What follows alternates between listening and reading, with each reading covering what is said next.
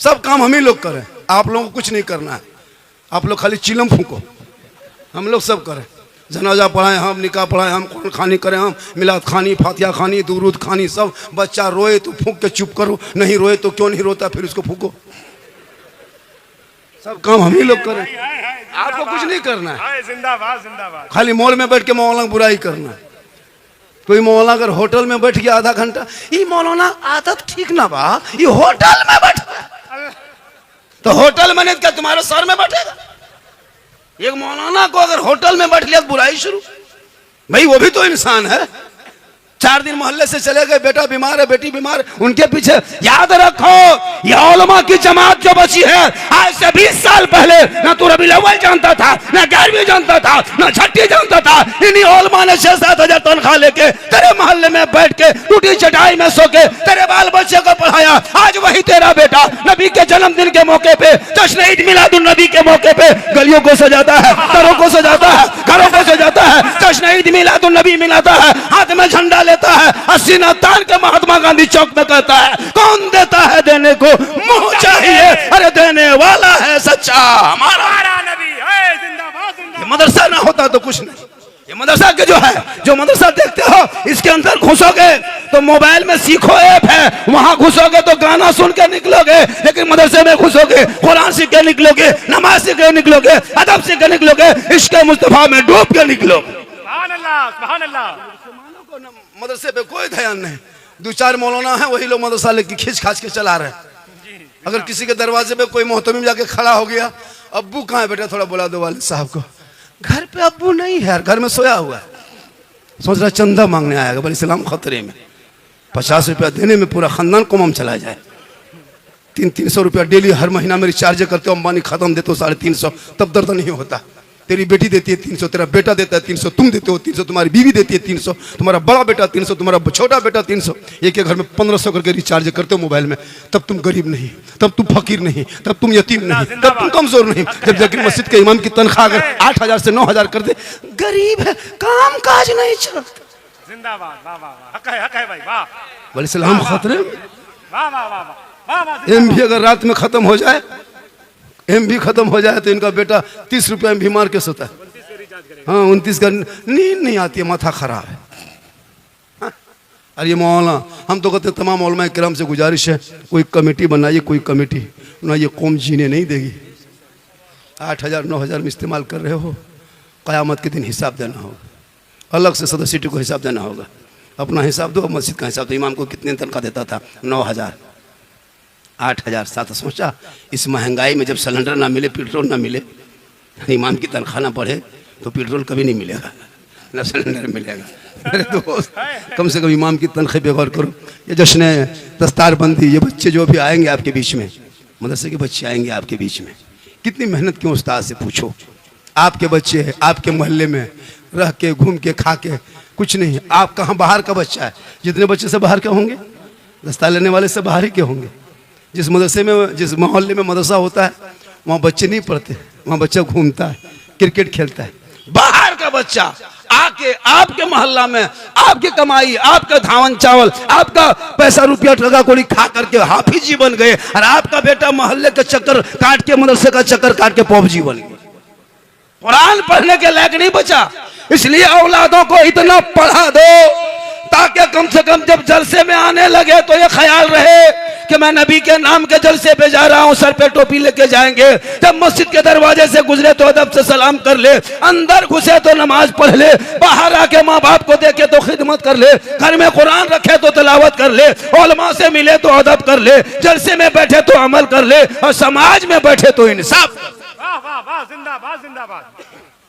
लेकिन ये कौम कुछ नहीं, बेटा को पढ़ाना ना लिखाना कुछ नहीं, खाली बेटा बेचने दो, 5 लाख बेटी बाप से लेने दो, 5-5 लाख 6-6 लाख में मुसलमान बेटा बेच रहा है, और नारा लगाएगा करबला में, करबला दूर है जाना जरूर है।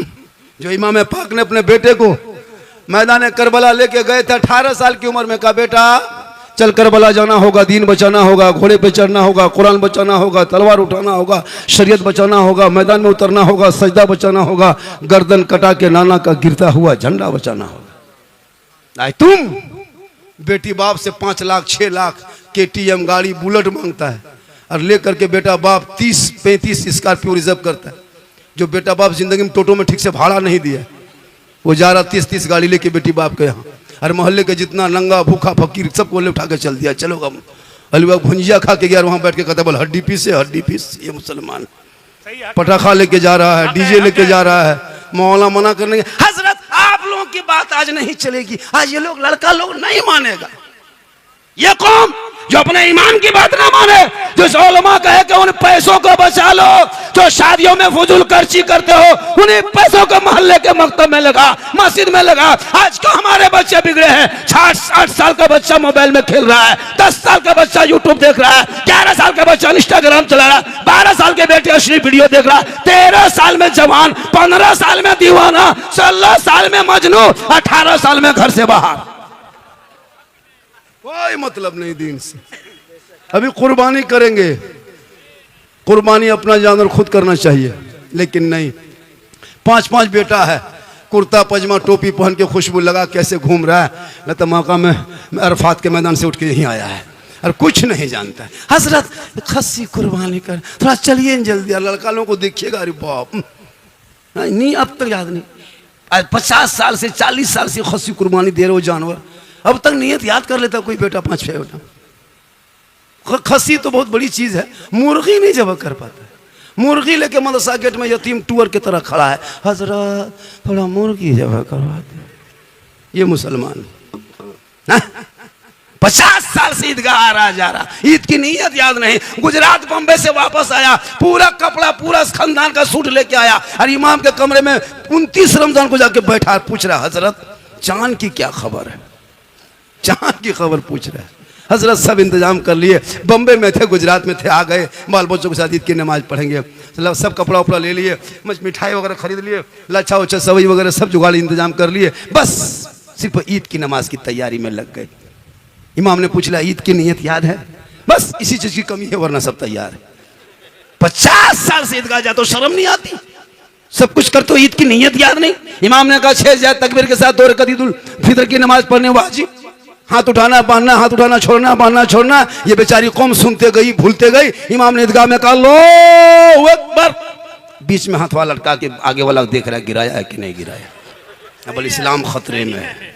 ये कौम जो ईद की नियत याद नहीं, 50 साल से जनाजा पढ़ती हुई है, दुआ बाप को दफन किया, दादा को दफन किया, नाना नानी सबको दफन कर दिया, दफन होने के लायक हो गया, अभी तक दुआ जनाजा याद नहीं। सही है। आज जुमा पढ़े थे, कितने लोग पढ़े थे? हाथ उठाइए थोड़ा सा। सब जुमन मियाँ बैठा हुआ है, सब जुमन मियाँ। एक दिन सप्ताह नमाज पढ़े, वो भी कुछ नहीं जानते हो, कुछ नहीं, जबरदस्त नहीं। हजरत मैं लिख के दे सकता हूँ, 90% नमाज पढ़ना लोग नहीं जानता, मैं लिख के दे सकता हूँ 98%। कैसे जानेगा हजरत? हम लोग बचपन से जब पढ़े, अम्मा पाला संदर कुरान अली बाता पढ़े गए, रटते गए, नियतनामा खरीदने, रटे, याद किए, मौला मारा, तब तहियात याद करने में 2-4 दिन लगा, दुरूद शरीफ याद किया, दुआ मासूरा, दुआ कुरान, आयतल कुर्सी, 10-20 सूरत याद करने में समय लगा, टाइम लगा, तब आज नमाज पढ़ते हैं। आप लोग कभी अली बाता खोले नहीं, अम्मा पारा देखे नहीं, संदर कुरान छुए नहीं, अलिफ लाम पढ़े नहीं, कुरान कभी लिए नहीं, मस्जिद में बैठे नहीं, इमाम से मिले नहीं, मदरसा में कभी घुसे नहीं, फिर भी आप लोग नमाज पढ़ ले तो ताजुब है, ये हैरत की बात है। आप लोग आदमी हो कि जिन्नात हो पता नहीं चलता है। सब जिन्नात है। आज देखे थे जुम्मा में अल्लाह अकबर, झूठे फुसुर फुसुर फुसुर। जब तुम पढ़ बैन किया अली बाता से भेंट नहीं तो ये फुसुर फुसुर मस्जिद में क्या करता है? तुम तो इस तरह से धोखा देते हो। काश इन बच्चों के जिंदगी में आज भी चाह लो तो मोहल्ले में जो मदरसा है, इन बेटा बेटियों को अंदर पहुंचा दो, ताकि वहां बैठेंगे, कुरान को खोलेंगे, जबान से रहमान और रहीम कहेगा, वो बेटा भी बख्शा जाएगा, माँ बाप भी बख्शा जाएगा।